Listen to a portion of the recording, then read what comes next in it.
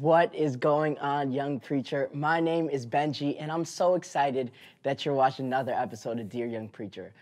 It's simply thoughts and experiences from one young preacher to another, and I'm so glad you're here. Today's episode, I am super duper uber, all the other words, excited. I'm here with my friend Maddie. She's a young preacher. Would you say that? Yeah, I'm a young preacher. And she's gonna be taking over the video today. And so we start off every video saying roll intro, so you gotta do it. Roll intro.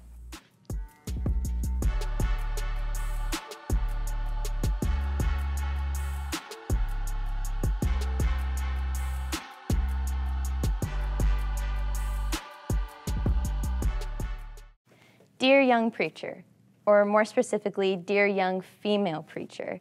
Today, I'm going to be talking to you about my own journey to walking into my calling as a female preacher. I'm not going to pretend to have any sort of understanding or authority on truth, but I'm going to specifically tell you where I am on my journey as a young preacher. During my time growing up, I went through a lot of traumatic things, and the Lord saved me in a really intense, horrible time in my life, and Jesus met me in a really tangible way, and he changed my life forever and during my junior year of high school.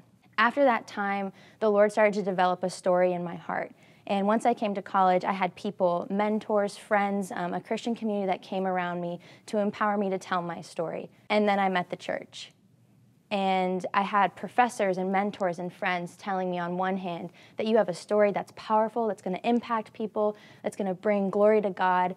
And then I had pastors in church and well-meaning Christian people telling me that my position was not as a preacher, that my story could not be told from the pulpit. This was a really difficult journey for me. I found myself drowning during my junior year of college. I was so desperate to find the shores of God. I wanted something knowable, tangible, a firm truth. And people would come alongside me as I was asking these questions of where my role was to tell my story. I would ask questions like, well, if I'm supposed to be silent, what does the redemptive work of God mean for my life? And what does it mean for his church body? And if I'm supposed to submit to men, what does that mean for me as a woman who has a strong personality and a story to tell? And I felt myself being pushed farther and farther back into these corners of the church, and it was crushing, and I was met with silence. I had pastors come alongside me and say, women have equally valuable but different roles in the church. And they almost took a comedic stance to it sometimes where, oh, women just need to submit to God, or they would reduce me as just another feminist trying to be a Christian. This completely distorted my identity. I felt dislocated from the call that God had on my life. As I started to pursue him more, I realized that he was compelling me to speak, that me not sharing my story actually felt evil.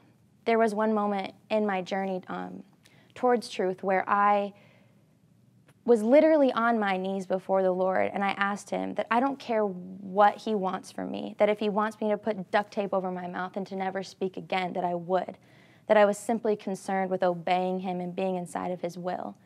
And in that moment, I felt him drawing me towards the pulpit. I felt him raising up a voice that couldn't be silenced. And then I would see my professors who would be empowering me to speak. You know, everybody in my department at Gordon is egalitarian. They believe in the full participation of women in ministry, yet my pastors weren't saying the same thing. So I had these two conflicting narratives, and then I had this moment with the Lord where I felt him drawing me in. I remember trying to walk in these spaces of leadership with people that didn't believe that I was a leader. And I remember a specific time when I was leading a trip and trying to lead people that didn't believe that I could be a leader was really difficult. I had someone tell me I was too emotional to be a leader, that I didn't have enough stability in my mind and in my heart to be a leader. And these things were spoken both behind my back and to my face. I was dismissed from a lot of conversations where I tried to ask questions about women in ministry simply because I had less of an authority in my voice because I was a woman. So in this moment, when I felt I was being pushed farther and farther away from the pulpit and into these corners where the church felt I was supposed to be, I felt a shredding inside of me. the Lord had called me to bring good news, to set captives free, to give people a garment of praise through the redemptive work he had done in my life. Yet, more and more, I felt myself pushed away from that. And I remember there was a moment where I was in the back of a church, and I couldn't even tell you what the pastor was saying, but I remember feeling that God was letting me go, that I was walking away from him into these corners, and he was allowing me to go there. And when I was there, I felt farther and farther away from his presence. My soul was crushed. I remember someone telling me that I was lukewarm and that I needed to just submit to where I was supposed to be in the church. And let me tell you, friends, that there is nothing lukewarm about that process. It's agonizing. You're met with silence that absolutely crushes you. You have a story in your heart that you feel compelled to share, and you can't share it, and you're told time and time again that you're not allowed to, and to do so would to be disobedient to God's will for you. But there's something about when Jesus does something in your heart like he did in mine that you just can't keep quiet about it. There was a literal resurrection inside of me that I had to share. I had to tell people of the way that he turned my life around. And silence in that moment was pure evil. I remember our professor telling me the story of how profound it was that the first 2 evangelists were women, and that they were the ones entrusted to bring the gospel to the rest of God's people. And what an evil it would have been for them to not share that Jesus was no longer in the tomb.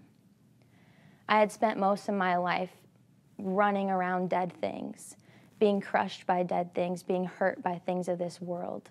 And when Jesus found me and he raised me to life, there was something so powerful, so moving, so radical and intense about that I had to share it. So, dear young female preachers, you have a story. You have a place in God's house. The Psalms say that, "But I, by your great love, can come into your house." You're welcome into his house, and your place is not in the back corners. So, dear young female preachers, or even young male preachers, I haven't fully figured this out. In some ways, I have no idea what I'm talking about, and all I can tell you is my personal story. I would love to process this with you, and you can feel free to DM me or write me on Facebook. Benji will put my name in the link below. Benji, now I have to do it again. Anyways, you can message me, we can talk about this. I'm so grateful for you having me on today, and I hope that you enjoyed this. And remember to like, follow, and subscribe, and watch this video right here. You have to watch it. It's good. Grace and peace.